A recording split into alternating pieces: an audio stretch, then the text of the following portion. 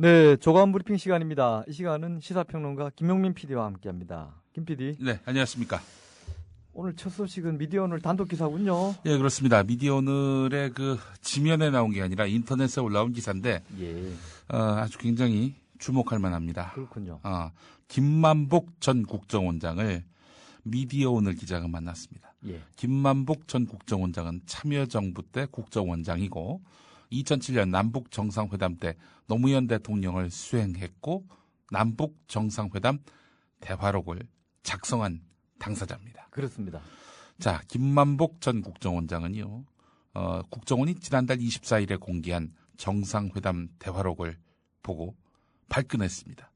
대화록 작성 일자가 2008년 1월 3일로 기록된 것과 관련해서 당시도 내가 국정원장으로 있을 때였는데 2008년 1월에 이게 작성됐다? 나는 모르는 일이다. 나는 분명히 2007년 10월에 작성해서 청와대와 국정원 각각 한 부씩 보관하도록 당시 국정원 간부에게 구두로 지시를 했고 나머지가 있다면 전부 파괴하라고 지시했다. 2008년 1월 3일에 새로 만들라고 지시한 적이 없다. 예. 이런 얘기입니다. 자, 2008년 1월에 새로 작성된 행위 자체는 항명죄면서 보안 누설죄에 해당한다라면서 예.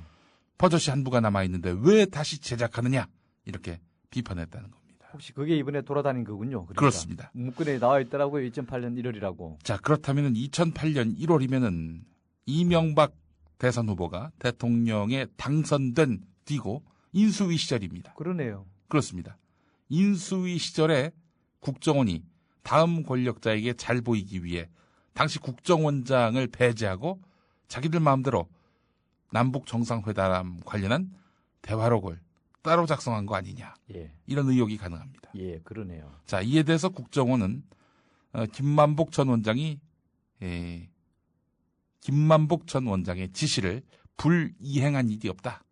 2008년 1월에 나온 그 대화록은 김만복 당시 원장의 지시로 만들어진 것이다. 라면서 전혀 다른 이야기를 하고 있습니다. 180도 다른 얘기를 하고 있어요. 둘 중 하나는 거짓말이군요. 그렇습니다. 최소한. 자, 그렇다면은 NLL 대화록 공개 사태가 전혀 다른 방향으로 흘러갈 가능성을 배제할 수가 없습니다. 앞서부터 나왔던 이 조작 가능성, 예. 또 새로 작성해서 그 새로 만들었다는 별종이 있다는 것은 조작을 의미하는 것이죠. 그렇죠. 새로 만들었다는 거는 이거는 국정원이 조작했다는 겁니다. 그렇죠. 이명박 정부의 영향력 아래 예. 들어가게 될 국정원이 꼭 필요했다면은 오리지널을 그냥 복사하면 된단 말입니다. 그렇죠. 작성할 게 아니라. 네. 그러면은 표지에 2008년 1월이라는 작성 일자가 적힐 이유가 없죠. 그렇습니다. 그죠? 예. 이거는 누군가가 손을 탔다는 얘기를 분명하게 확인할 수 있겠네요. 네, 김만복 전 원장의 말이 진실이라면 말입니다. 예. 예. 이 내용 오늘 아주 도하신문에서 아마 어제 밤늦게 올렸나 보죠. 예. 인터넷판에 올린 거 보면은 네. 오늘 아마 다른 매체에서도 다들 비중 있게 다룰 것 같고요. 네. 우리 정오 뉴스에서는 우리도 언급합시다. 예. 예. 자, 다음 기사. 더 뉴스 편집 회의를 생방송 중에 하고 있습니다. 아, 예. 그런가요? 경향신문 3면을 보겠습니다. 예. 자, 노무현 전 대통령이 2004년 탄핵 사태에 휘말렸었죠. 예, 그랬죠. 그래서 그 뒤에 태스크포스를 만들어서 대통령 기록물 관리법 제정을 추진했습니다. 예. 그래서 2006년 7월에 대통령 기록물 관리 법안을 국회에 냈습니다. 자, 당시 야당이던 한나라당은 이때 예문 춘추관법을 발의했습니다. 이게 뭐냐? 일단 그 당시 참여했던 의원들을 보게 되면은 72명이었고요. 예. 황우여 현 대표, 진영 현 보건복지부 장관, 이한구 의원은 지금 그러니까 전 원내대표이면서 친박의 대표적인 그런 예. 의원이죠. 자, 결국 본회의를 통과했습니다. 자, 그런데 발의를 누가 했느냐? 이 정문헌 의원입니다. NLL 발언을 폭로했던 인물인데, 예.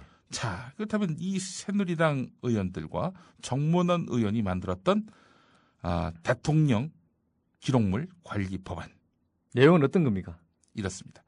대통령 기록물의 보호 기간을 현행 30년보다 더 긴 50년으로 설정하고 대통령 기록물이 전임 대통령의 정치 보복 또는 부당한 정치적 공세의 증거로 악용되지 않아야 한다. 전 대통령을 죽이기 위한 그런 목적으로 오용돼서는 안 된다. 말이 옳은 말이네. 예, 그렇습니다.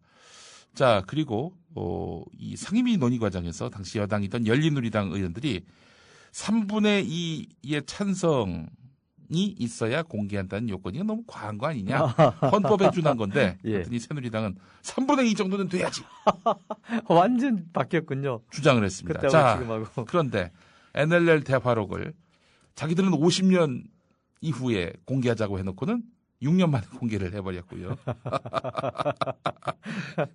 자, 그래서 투명사회를 위한 정보공개센터 같은 시민단체는 새누리당이 대통령 기록물 관리법을 정면으로 위반하고 또 말 그대로 법을 무력화시키고 법정신도 훼손하고 있는 새누리당의 이 행태를 보면서 어처구니가 없다는 반응을 보이고 있다고 합니다. 어처구니 없다는 말은 딱 이럴 때 쓰는 말입니다. 예, 그렇습니다. 맷돌을 돌리면서 손잡이가 없으면 맷돌을 돌릴 수 있겠어요. 그렇죠. 정말 어처구니가 없는 경우듯이 이거 자기들이 심지어 30년을 50년으로 하자. 네. 3분의 2가 재적 의원 3분의 2가 많다고 하니까 그건 유지돼야 한다. 예. 어찌 보면은 기록 관리에 대해서 새누리당이 당시로서는 아주 훌륭한 입장을 갖고 있었군요. 얘네들은 계속 얘네들 죄송합니다. 얘네들이란 표현은 적절치 않고요.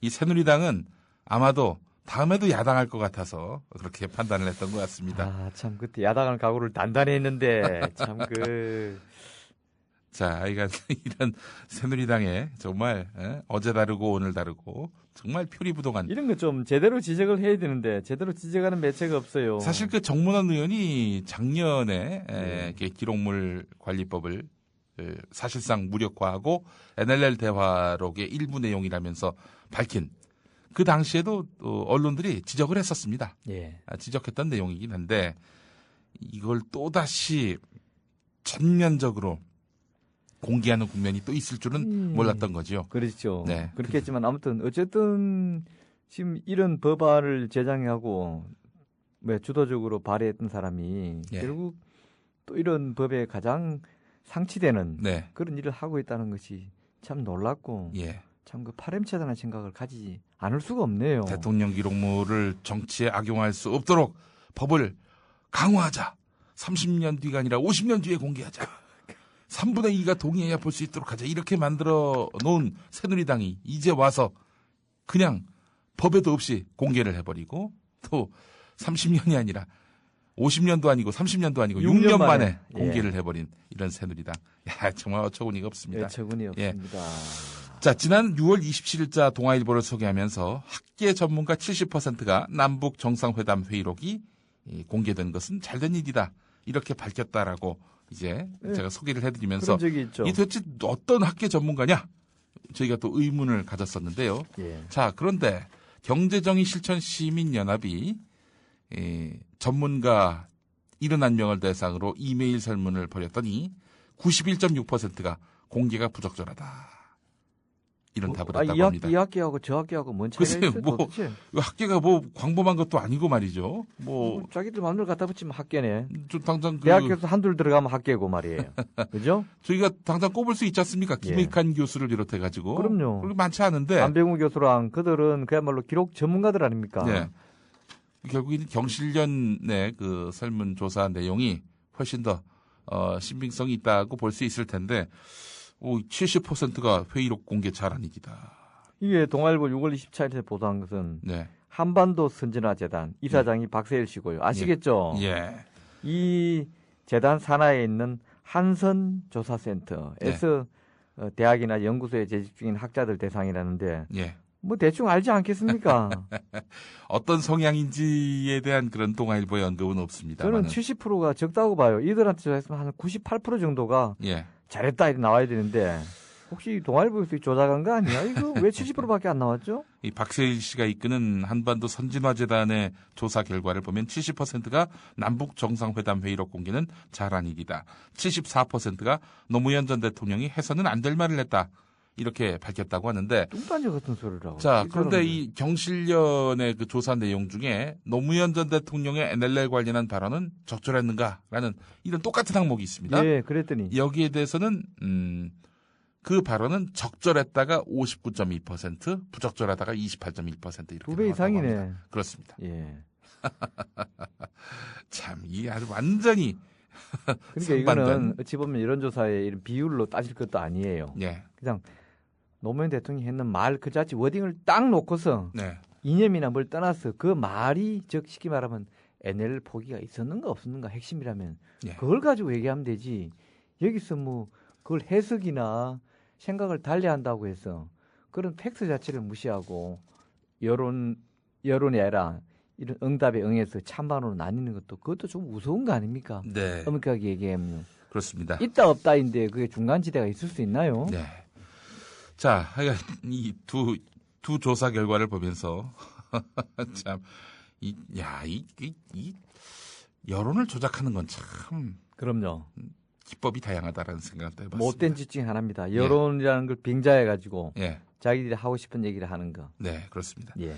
동아일보의 맹성이 필요합니다. 자, 국민일보 5면을 보면은 뭐 다른 내용보다도 남재준 국정원장의 대화록 전격 공개 그 배경과 예. 관련한 의미 있는 민주당, 새누리당 관계자의 그 증언이 이 있습니다. 기사는 깔끔하군요. 그냥. 네, 그렇습니다. 예. 자, 어제 이 시간을 통해서 새누리당도 모르게 남재준의 국정원이 이 대화록 공개를 주도했다. 예. 이렇게 전해드린 바 있었는데 민주당 고위 당직자가 국민일보 기자와 가진 인터뷰에서 지난달 24일 대화록 전격 공개는 한마디로 국회에 대한 반란이다 이렇게 규정을 했다고 하는데 예. 이게 중요한 게 아니고 원세훈 체제에서 부역한 고위 간부들을 일제히 정리하면서 국정원 조직이 아주 어수선해졌다. 남재준 원장은 이런 상황에서 국회 국정조사를 결코 받을 수 없다고 판단한 것 같다. 정치권을 압박하고 조직을 보호하기 위해서 대화록 전문 공개라는 초강수를 선택했다고 하는데 어떻게 여기 국민일보는 교일 기자가 없습니까? 상황을 상항이라고. 예. 그거는 봐줍시다. 예, 일단 뭐 이건 있을 수 있는 실수라고 예. 보고요. 예. 자, 국회 관계자가 또 한마디 있습니다. 남재준 원장이 여권 고위 인사에게 국정조사를 수용할 경우 사표를 던지겠다. 이런 경고성 발언을 했다는 이야기를 들었다고 말했다고 하는데요. 사표 냈다는 얘기 안 들리는데 아직까지. 글쎄 말입니다. 국정조사 수용했잖아요. 예. 예, 빨리 사표를 내야 할 텐데 내진 않고 있습니다. 말 그대로 엄포였을 가능성이 있다는 거지요. 새누리당의 분석이 또 주목됩니다. 예. 한 관계자가 이런 말을 했습니다. 취임 초에 강력한 조직 장악력이 필요했던 남재준 원장으로서는 직원들에게 정치권에 맞서서 강한 리더십을 보여줄 필요가 있었을 것이다. 하지만 국정원의 대화록 공개 이후에 여론 동향이 심상치 않자 결국 여당은 국정조사에 동의했고 남재준 원장은 정치권의 역풍에 직면하게 됐다. 이런 얘기입니다. 정확한 분석이네요. 제가 좀 정리하자면 이렇습니다. 남재준 원장이 딱 들어왔어요. 전임 정권 원세훈의 국정원에서 이렇게 요직을 차지했던 인물들 또 결국 원세훈의 측근들 아닙니까? 이 사람들을 싹 정리를 정리하고. 했습니다. 조직이 어수선하잖아요. 그렇죠. 강력한 리더십이 필요합니다. 예. 이때는 한 건 하자. 외부로 눈을 돌리게 해야 된다. 예. 해서 정치권과 각을 세우는 모습을 보여줌으로써 내부를 단결시킬 그런 필요가 있었던 거죠. 아주 뭐 보편적인 뭐 리더십이라고 할까. 이게 결국 이제 이 장군 출신의 예. 우리 남재준 원장의 이런 그 어떤 리더십이 여기서 읽혀지는 부분입니다. 참여정부 시절에 63 총장도 했잖아요. 예, 그렇습니다. 남재준 씨가. 예. 자, 그런데 국회가 이 건과 관련해서 최근에 이 건과 이제 무관하지만은 국정조사를 전격적으로 이제 수용을 했단 말이죠. 여야가 그런 상황이 됐으니까 예, 그렇습니다. 합의한 거죠. 근데 도리어 이 상황이 더욱 어지럽혀지게 된 거예요. 이런 와중에 대화록 공개라는 초강수를 쓴 것이 역풍을 맞게 돼가지고 조직 내부에서 아니 당신 뭐야 이거. 국정은 명예를 살리기 위해서 공개한다는데 이제 국정은 다 죽게 생겼잖아요. 그렇습니다. 그래서 지금 역풍을 맞고 있는 남재준 원장의 현재 실존을 국민일보가 짚었습니다. 극약을 아주 위급한 상황에서 약간 잘 쓰면 목숨을 살리지만은 네. 과도하게 쓰거나 네. 적기에 쓰지 못하면 사람을 죽입니다. 네. 제가 보기에는 후자의 기운가 아닌가 싶어요. 네. 자, 그다음 동아기사인가? 네, 동아일보 기사인데 동아일보만 난 기사입니다. 여야 원내 대표단이 6월 임시국회 마지막 날 화합을 위한 뒤풀이 성격의 만찬을 했다고 합니다. 시민들은 거리로 나와서 부정선거를 비판하면서 강력하게 정권을 상대로 맞투쟁을 벌였는데 이때 우리 여야 원내대표들은 싸워도 할 일을 했다면서 폭탄주 돌렸구나. 여의도 한 설렁탕집에 모여서 소주와 맥주를 섞은 폭탄주를 마시면서 여야 상생의 각오를 다졌다고 합니다. 전병헌 원내대표 그리고 정성호 원내수석 부대표 뭐 하는 겁니까 이게. 싸울 땐 싸우더라도 일하는 국회의 표상을 이어가자는 다짐의 목소리가 많았다. 이 이야기를 전 이렇게 들었습니다. 어떻게 들었어요? 이대로. 자, 김한길 민주당 대표 이때도 한몫했습니다. 인근에 있다가 뒤늦게 합류했고 밥값을 본인이 냈다고 합니다. 사비를 냈을까요? 예, 그 여당의 그 야당이라는 생각을 답답합니다. 갖는 사람이 저뿐일까 싶습니다. 홍준표 얘기를 좀 해보겠습니다. 그럽시다. 조선일보 6면에 이런 기사가 있습니다. 중앙일보에도 관련 기사가 있는데 지방의료원 14곳 단체 협약을 보니까 고용세습이 명시돼 있다 이런 얘기입니다. 고용세습이 뭐냐? 직원이 있단 말이죠. 예. 근데 직원이 물러나면 병을 얻거나 또 사망이나 부상 땐 이런 그러니까 이제 업무상입니다. 업무상 업무를 하다가 병을 얻거나 다쳐가지고 불가피하게 퇴직한 경우에는 피부양 가족을 우선 채용해야 한다라는 내용입니다. 당연히 이거는 단체 협약을 통해서 합의된 내용입니다. 예. 자, 그런데 이런 고용세습이 있는 걸로 봐서는 결국 귀족노조 맞지 않느냐라는 이야기를 하고 싶은 겁니다. 결국 이런 내용을 공개한 사람이 저하고 지난 총선에서 맞붙었던 새누리당의 이노근 의원입니다. 예. 항상 이런 일에 앞장서시는 우리 이노근 의원이세요. 자, 이 단체 협약은 노사 간에 합의를 한 내용 아닙니까? 그렇죠. 이게 부당하다면은 실제로 뭐 법원 판결, 최근 판결을 보게 되면은 현대차 단체 협약도 이랬거든요. 그래서 이 부분에 대해서는 부적절하다, 무효다 이렇게 법원이 판결을 했습니다. 만약 이게 정말 문제라면은 이걸 지적을 할 수 있는 거죠. 할 수 있죠. 법원 판결이 이렇게 나왔으니 이거 좀 개선하자. 요구할 수 있습니다. 재협상할 수 있고요. 만약에 노조가 도저히 말을 안 듣는다. 그러면 말 그대로 여론에 호소할 수도 있는 겁니다. 그럼요. 자, 그런데 그렇게 하지 않고는 없애버렸어요. 아니, 노사협상 통해서 단협을 고치면 되지. 고치면 되죠. 왜 의료원을 없애? 이 의료원을 없앤 거를 정당화시킬 수가 없는 겁니다. 그리고 이 고용세습이라는 게 예. 정확한 문구를 안 봐서 뭐라고 단언하기 힘들지만은 흔히 우리가 어디 뭐 남편이 군에서 또는 어디 직장에서 네. 과로사나 또는 공무 수행상 사망할 경우에 예. 그 가족의 생계 문제를 고려해서 그거는 실존되는 문제 아닙니까? 직장의 배려로 이런 걸로 해서 그 부인이나 예. 심지어 환경미화원이 대개 남자 아닙니까? 대개 예. 여성도 일부 있는 걸로 압니다만은 얼마 전은 아니죠. 왜 그 우리가 신문에서 기억났죠. 새벽길 하다가 음주운전으로 남편이 도로 청소하다가 불의의 사고로 사망했어요. 그러자 뭐 생계 수단이 막막하니까 그 구청에서 이래저래 뜻을 모으고 해서 후원금도 주고 그 부인이 일을 할 수 있는 상황이니까 네. 부인을 대신 고용한 사례가 있어요. 그래서 네. 그런 거는 우리가 미담으로 보도되고 했는데 네. 이방 지방 의료원 41%가 단체 협약에 고용 세습을 명시했다고 하는데 이 세습인지 예. 세습이라는 것은 마치 일제 때 자기를 가지고 있다 죽고 나면 아들이 자기를 물려받듯이 네. 그게 세습이고요. 예. 예를 들어서 여기의 내용처럼 가족을 우선 채용토록 한다. 이 정도라면 세습이라고 볼 수는 없어요. 그렇죠. 그리고 일종의 좀 가점을 준다는 얘기겠죠. 아무래도. 이런 그 단협의 그 합의 정신도 한번 보면 이렇습니다. 그럼요. 회사를 위해 열심히 일한단 말이죠. 정말 몸을 아끼지 않고 회사를 위해 열심히 일하다가 그런 사람이 있잖아요. 다친 실제로. 사람들 혹은 그래서 더 이상 일을 할 수 없을 경우 그러면 퇴직을 해야 되는데 그다음 생계 어떻게 할 거야? 어떻게 할 거야? 그래서 그 자리를 가족이 대체해서 일할 수 있게 한다라는 거는 결국 일할 때 회사에 대한 보다 더 열심히 하면은 고양된 충성심을 만들어낼 수 있다는 점에서 본다면 사용자 측으로서도 그렇게 부당하고 이것은 온당치 못하다. 예. 이렇게 이야기할 만한 내용인지 무조건 그렇게만 봐야 되는 건지 예. 또 의문을 갖지 않을 수가 없습니다. 우리가 뭐 지방 의료원을 이런 단체 협약을 편들어주고 예. 조선일보 기사를 비판해서가 아니라 네. 무엇이든 조선일보든 한겨레든 뭐 오마이뉴스든 동아일보든 예. 이런 사안이 있으면 이것을 좀 객관적인 시각으로 봐야 된다는 것이죠. 예. 이게 예를 들어 비판하더라도 예. 회초리 3대를 때릴 비판인지 예. 곤장을 100대를 쳐야 될 비판인지를 봐서 네. 응당한 비판을 한다면은 그 보도가 가치가 있는 것인데 예.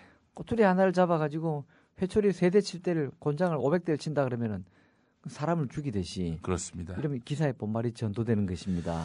세습이 문제라면은 우리 조선일보의 3대 세습은 어떻게 표현될 것이며 동아일보는 4대 세습입니다. 4대 세습이죠. 예. 그냥 뭐 아버지 잘 만난 거 이외에 뭐 예. 시험을 쳐서 사장이 됐습니까? 뭐 그야말로 진짜 세습이에요. 그럼 그냥 아들이란 이유로 물려받은 거니까 세습이죠. 예. 세습이라는 표현은 그때 쓰는 겁니다. 그렇습니다.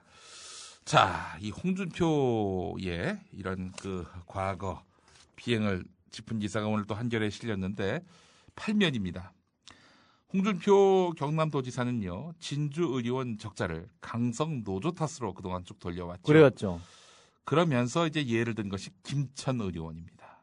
김천의료원은 노조가 와해되고 난 다음 뼈를 깎는 구조조정을 한 덕분에 흑자를 냈다 이렇게 주장을 해왔는데 예.